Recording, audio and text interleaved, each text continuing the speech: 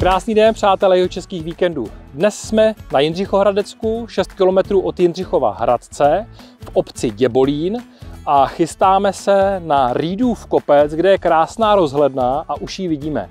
Je to necelý kilometr takovéto pohodové cesty.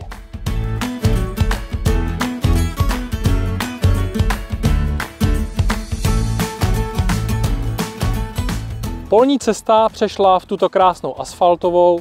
Prvních několik set metrů je po rovince a pak se to zvedne do mírného kopce, ale je to opravdu bezproblémová procházka i pro vozíčkáře a rodiny s dětmi.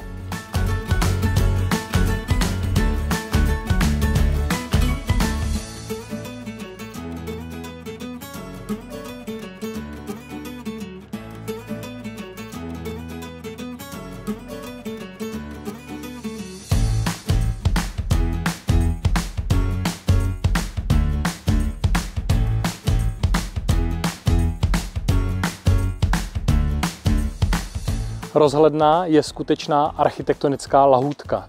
Je otevřená od dubna do konce října od 8 do 20 hodin zdarma. Je ve výšce 551 metrů nad mořem a rozhledna má výšku 33 metrů. Uvidíme, kolik to bude schodů.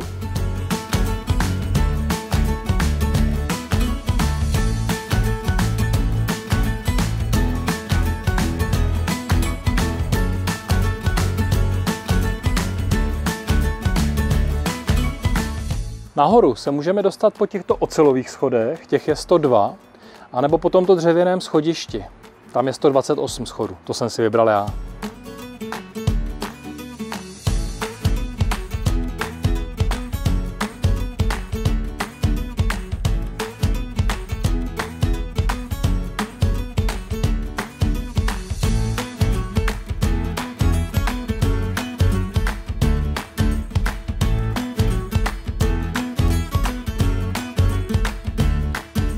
Nepřehlédnutelná 33metrová kombinovaná stavba, převážně ze dřeva z roku 2015, spočívá na mohutné, kamenem obložené betonové podezdívce. Vyhlídková terasa je umístěna ve výšce 24 metrů.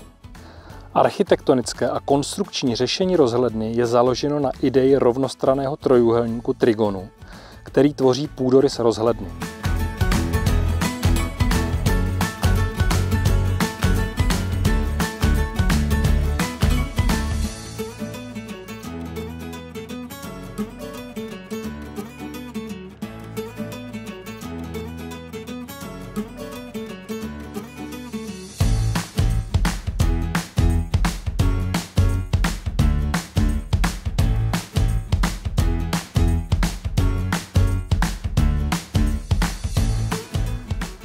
Další krásné jihočeské výhledy.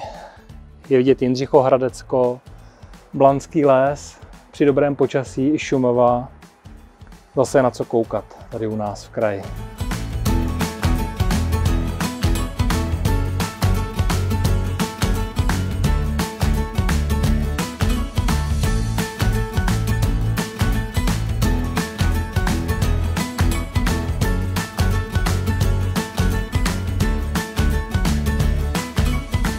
Výhled vás určitě nesklame.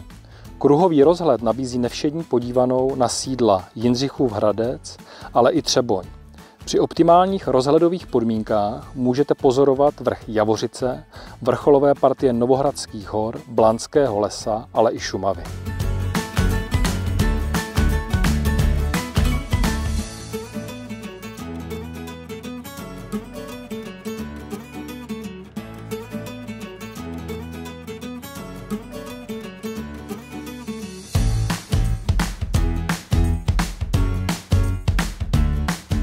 Další díl jihočeských víkendů je za námi. Rýdův kopec na Jindřichohradecku.